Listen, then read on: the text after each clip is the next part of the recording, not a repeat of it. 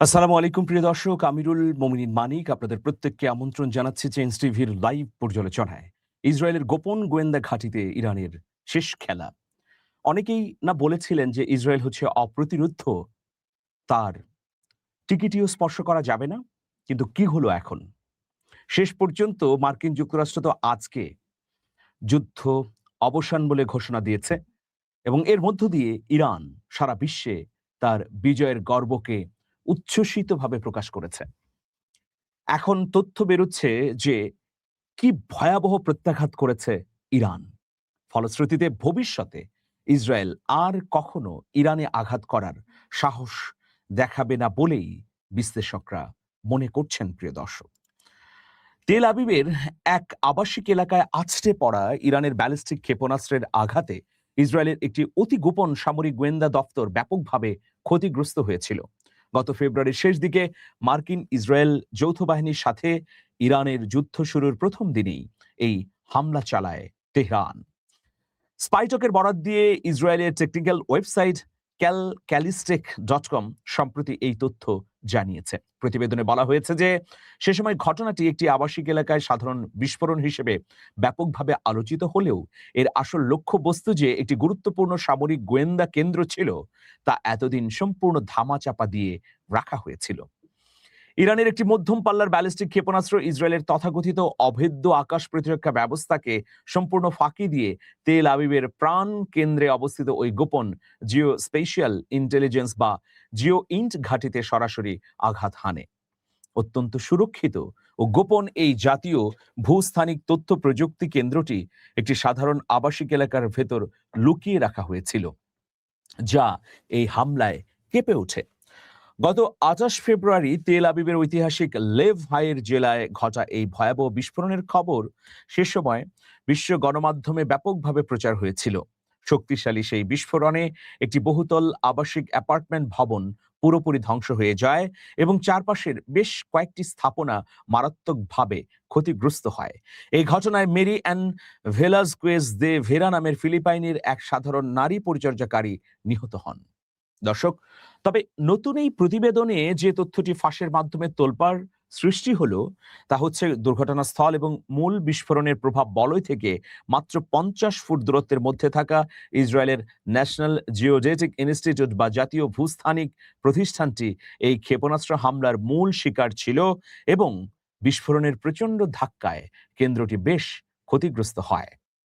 এটি সাদামাটা কোনো বেসামরিক দফতর নয়, মূলত ইসরায়েলি সামরিক গোয়েন্দা সংস্থার অতি গোপন ইউনিট 9900 এর প্রধান কেন্দ্র হিসেবে কাজ করত। সহজ কথায়, ইউনিট 9900 হলো যুক্তরাষ্ট্রের ন্যাশনাল জিও স্পেশাল এজেন্সির সমকক্ষ সংস্থা।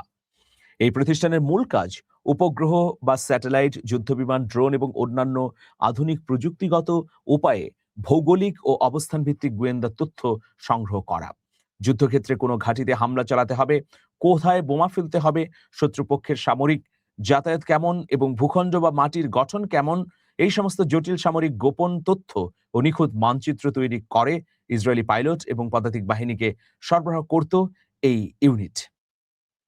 দর্শক, বুঝতেই পারছেন কি ধরনের প্রত্যাঘাত করেছে ইরান। সূক্ষ্ম লক্ষ্যভেদী এই প্রত্যাঘাত। সহজভাবে বলতে গেলে এই ইউনিটটি যুদ্ধক্ষেত্রের চোখ হিসেবে কাজ করে এবং সেনাবাহিনীকে কোথায় কি ঘটছে সেই সম্পর্কে বিস্তারিত তথ্য সরবরাহ করে। গাজা এবং লেবাননে ইসরায়েলি বাহিনীর চলমান সমস্ত বিমান ও স্থল অভিযানের পেছনের মূল চালিকা শক্তি হলো এই দপ্তর থেকে পাঠানো 3D মানচিত্র এবং ড্রোনের রিয়েল টাইম তথ্য।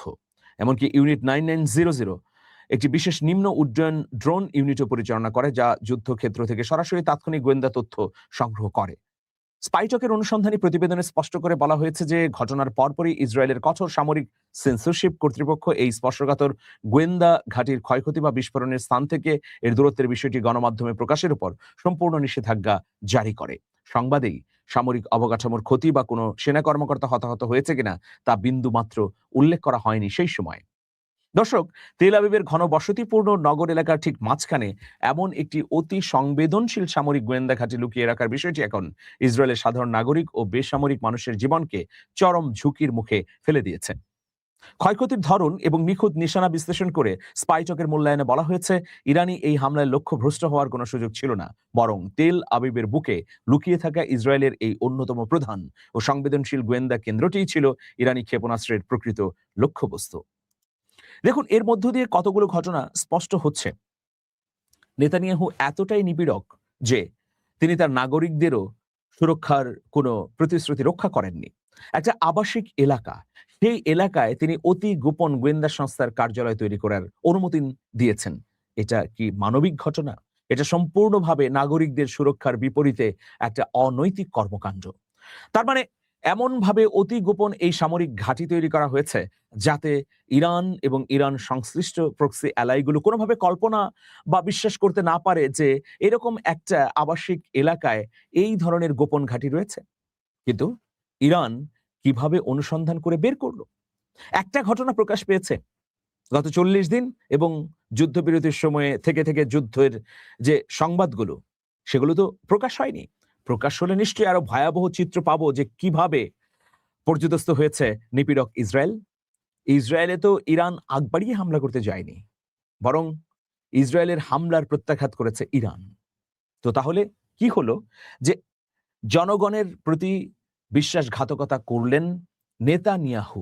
তিনি একটা জনসমাগম আবাসিক এলাকায় এই ধরনের গোপন সামরিক ঘাঁটি তৈরি করে মূলত জনগণকেই নিরাপত্তাহীনতার মুখে ফেলে দিলেন। প্রথম এটা। দ্বিতীয় বিষয় হচ্ছে, এমনভাবে ইসরায়েলের মিডিয়াগুলোর উপর সেন্সরশিপ করা আছে, কেউ যদি গোপন খবর প্রকাশ করে দেয় তাহলে সেই মিডিয়া তো বন্ধ হবেই, পাশাপাশি প্রকাশকারী সাংবাদিকেরও মৃত্যুদণ্ড হতে পারে সেখানকার আইন অনুযায়ী। দেখেন, ভয়াবহ নিপীড়ন বলা যায়, গণমাধ্যমের উপর ভয়াবহ আক্রমণ বা আগ্রাসন, পৃথিবীতে এইরকম নজির আর কোথাও নেই। অথচ এই ইসরায়েলের প্রধানমন্ত্রী নেতানিয়াহুর সঙ্গেই অনেকের দহরম মহরম সম্পর্ক, আমাদের প্রতিবেশীদেরও সম্পর্ক। অত্যন্ত দুঃখজনক। তৃতীয় বিষয়টি হচ্ছে যে ইরানের সক্ষমতা। ইরান গোয়েন্দা বৃত্তির ক্ষেত্রে এই সক্ষমতা এমন জায়গায় নিয়ে গেছে যা ঈর্ষণীয়। এটা কিন্তু গত কয়েক বছর আগেও এই পর্যায়ে ছিল না। কিন্তু ইরান ধাপে ধাপে নিজেদের গোয়েন্দা সক্ষমতা বাড়িয়েছে। ফলে অতর্কিত হামলা করে আয়াতুল্লাহ আলী খামেনিকে হত্যা, অথবা ইরানের প্রেসিডেন্ট ডক্টর ইব্রাহিম রাইসিকে হেলিকপ্টারে হত্যা করা, অথবা আলী লারিজানিকে হত্যা করার মতো আর ঘটনার পুনরাবৃত্তি করা খুব কঠিন ব্যাপার। কারণ গত ৩ মাসে ইরান সক্ষমতার নতুন পর্যায়ে উন্নীত করেছে নিজেদেরকে। ইরান এটা স্পষ্টভাবেই দেখিয়ে দিয়েছে যে মধ্যপ্রাচ্যে থাকা এমন এমন গোপন মার্কিন ঘাঁটির তথ্য তাদের কাছে রয়েছে যা প্রকাশিত হলে পেন্টাগনের পিলে চমকে যাবে। ইরানের সুশৃঙ্খল বাহিনী দীর্ঘদিন ধরে গবেষণা এবং ভবিষ্যৎ যুদ্ধের রূপরেখা জানা আছে বলেই এই ধরনের পরিকল্পনা নেওয়া সক্ষম হয়েছে। দেখুন, এই যে ঘটনাটি ঘটলো, এটা একটা ঘটনা জানা গেল, এরকম আরো অনেক ঘটনা আছে। দেখুন, থার্ড অ্যাঙ্গেল থেকে মধ্যপ্রাচ্যে কি পরিমাণ মার্কিন ঘাঁটি ক্ষতিগ্রস্ত হয়েছে এই ধরনের একটা টিম পাঠানো হয়েছিল। সেটা কিন্তু পেন্টাগনের অর্থায়নেই, কিন্তু পেন্টাগন স্বীকার করেনি। দেখা গেছে 288টি মার্কিন ঘাঁটি মাটির সঙ্গে গুড়িয়ে দেওয়া হয়েছে। ইরান এরকম সক্ষমতা দেখিয়েছে। 20টি যুদ্ধ বিমান ধ্বংসের কথা জানিয়েছে মার্কিন যুক্তরাষ্ট্র, যে ইরান ধ্বংস করেছে মার্কিন 20টি যুদ্ধ বিমান। আরো অনেক তথ্য তো যখন তাদের বিপক্ষে গেছে তখন একেবারে ধামাচাপা দেওয়া হয়েছে। তো সুতরাং এইরকম যুদ্ধ নতুন করে শুরু করার সাহস বা দুঃসাহস বা সক্ষমতা, যাই বলি না কেন, তা আগামী দিনে সম্ভব হবে বলে মনে করছেন না বিশ্লেষকরা।